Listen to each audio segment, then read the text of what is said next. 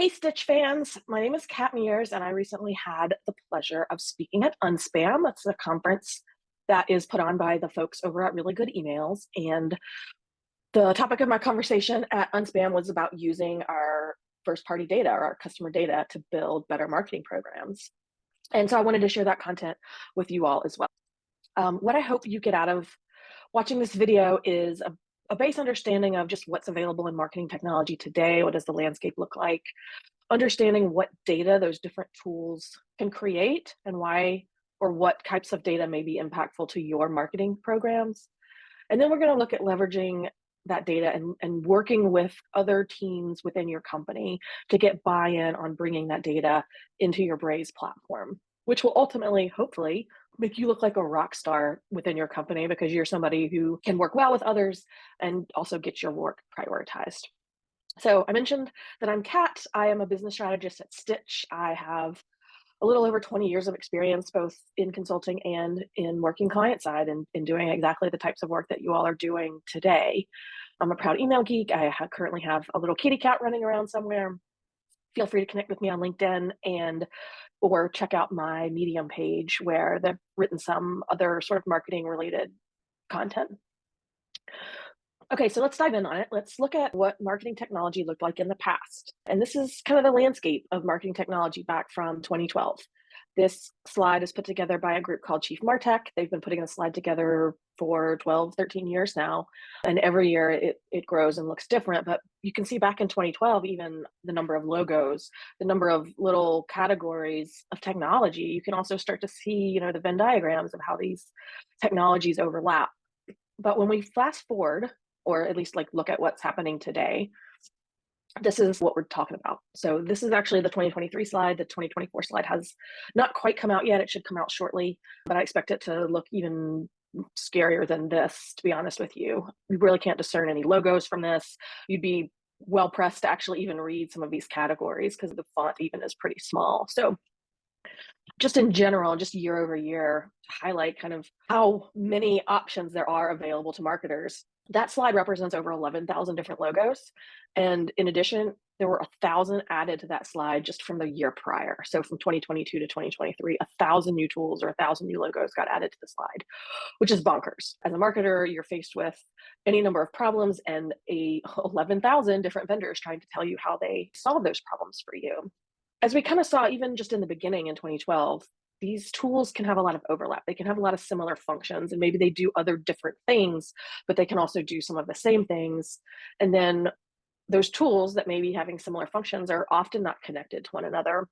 They can be siloed, or they may all end up funneling into a data warehouse, but they don't talk to each other directly. And here's an example of, just in category terms, how technology overlaps. Today, you may have something that does primarily email messaging, but it can also do mobile messaging, and it can also potentially even host landing pages or do lead scoring. You've got event management systems that do kind of, the same thing. And anyway, this is where we get to the problem of where marketing just has a really, really hard time. It's a big problem to solve, to get the full overview of a subscriber's actions within all of the different technology that they touch. So let's dive in on it, look at what data comes from what types of systems, and then we're going to build in and look at how to make that data available to your marketing campaigns and to your marketing program. In general, I pulled out some of the MarTech categories that I felt like would be most relevant for us. They're generating data that would be actionable within your Braze platform. We've obviously got web mobile, and if you're using Braze for mobile, that data is native to Braze in there. Also with email, if you're using Braze to send emails, that data will live in Braze, but you may have another platform that sends emails. So you're going to have email sends, opens, clicks, all of that living in a different system. You may also have a marketing automation platform, which can be similar to your email platform, but it will typically do lead scoring. It may have forms and landing pages as part of that. Your CRM is a goldmine of data, because if you've got an actual CRM to support a sales team and or a service team, that data is going to have information about where a person may be in a buying cycle, what types of customer service inquiries they've had. Are they currently engaged in an escalated case or something where they're having a lot of trouble with your platforms and maybe they're not, actively looking to buy, so maybe keep them out of marketing for a bit. You've also got CDPs, event management platforms, social media tools.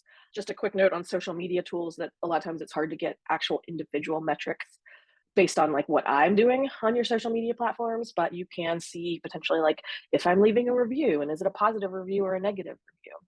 And so all of this kind of plays into what we're trying to solve for, which is getting that holistic view of a subscriber and the actions they're taking, and then kind of knowing where or what data each of these types of categories is creating for you. Because we're going to start looking at to serve as a foundation for us when we go to work with our teams to help bring all of this data into Braze, or at least bring it in to Braze so that it's actionable for us to use as we're building out campaigns. Let's make sure we're all level set on what these different acronyms and technology and processes mean so that we don't feel maybe as intimidated when we're talking to some more technical teams. So in terms of technology, you may have heard of a map. You've heard me talk about marketing automation platforms or your email service platform. The CRM, which is a customer relationship management tool. Again, it's used primarily by sales and services teams to track where a person may be in a buying cycle, what they're interested in, and then what types of customer service inquiries they have. Are they sending in a lot of tickets or phoning in a lot of requests and those types of things?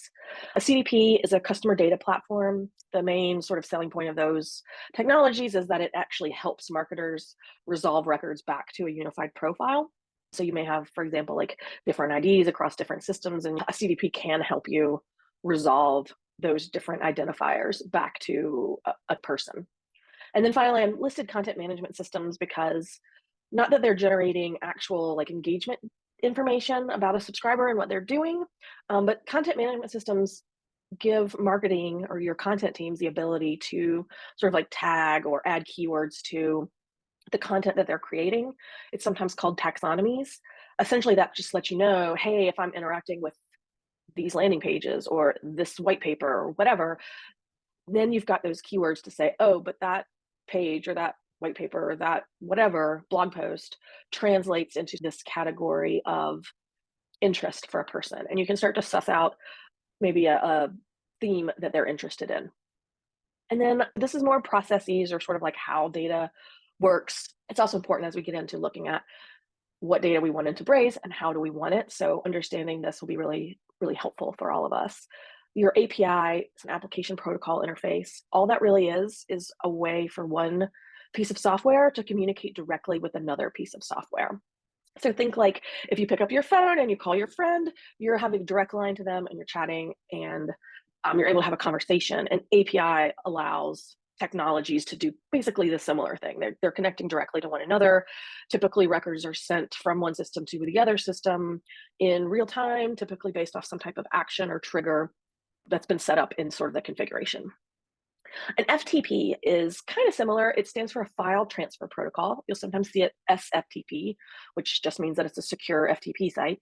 This is the OG technology on this slide. It essentially is a batch of data from a source system. So let's say you've got an hourly or daily or weekly update that you need to send over to Braze.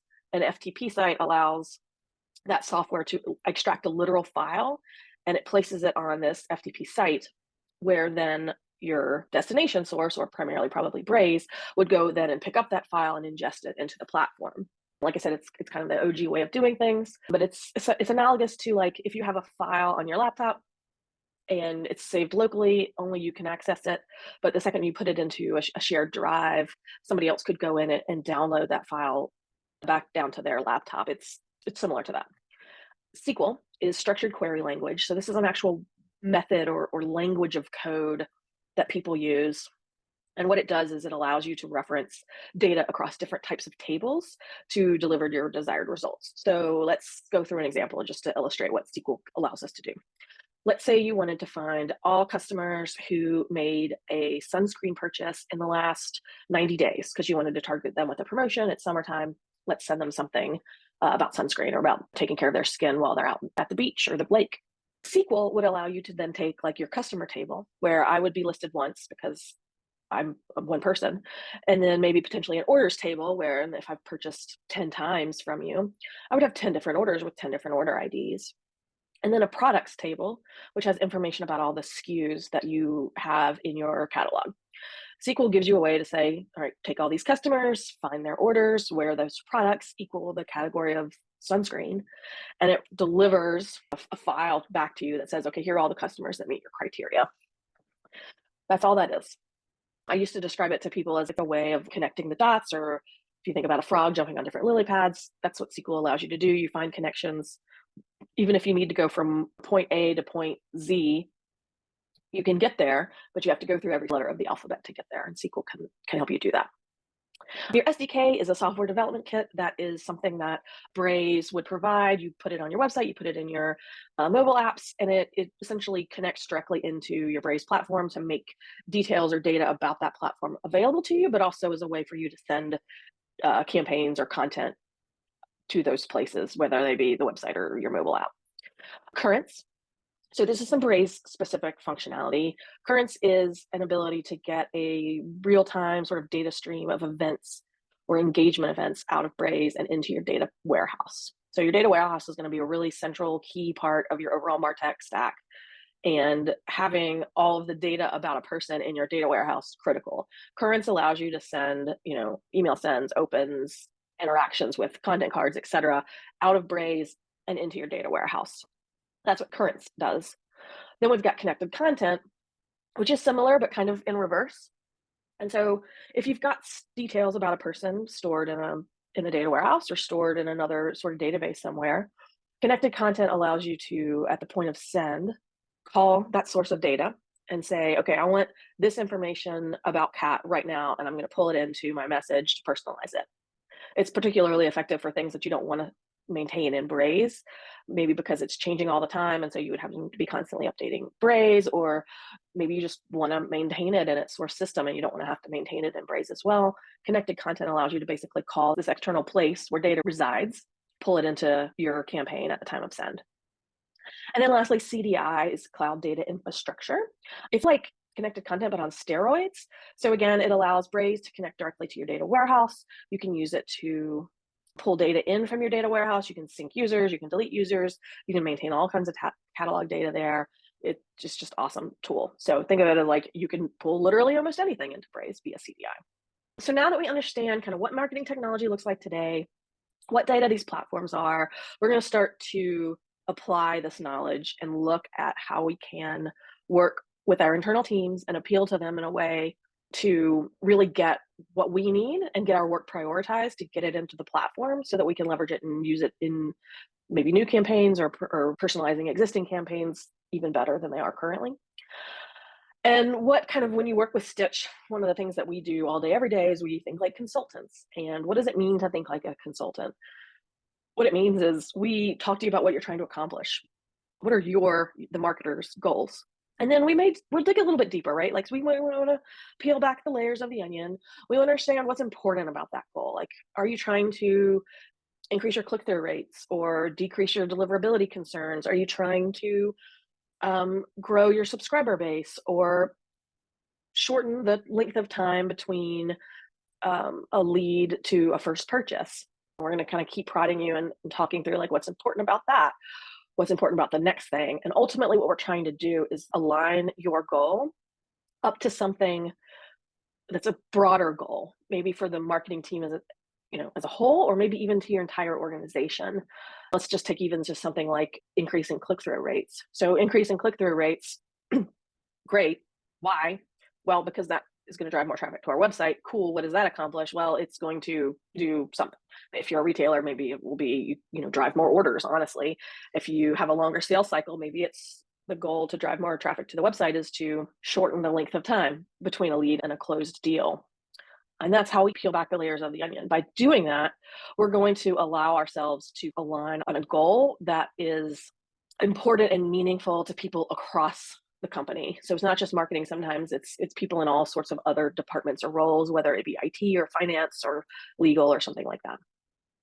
And I want to walk you through the common scenario for a lot of clients, but this is a kind of a made up one, if you will. Well, let's say you've got a marketing team, you and your team, you're working through your marketing automation platform, you're sending emails, you're sending up landing pages, you may be doing some mobile messaging, but you've also got a sales team, and that sales team is following up with their leads and their customers, and they're doing so through the CRM or the customer relationship management platform.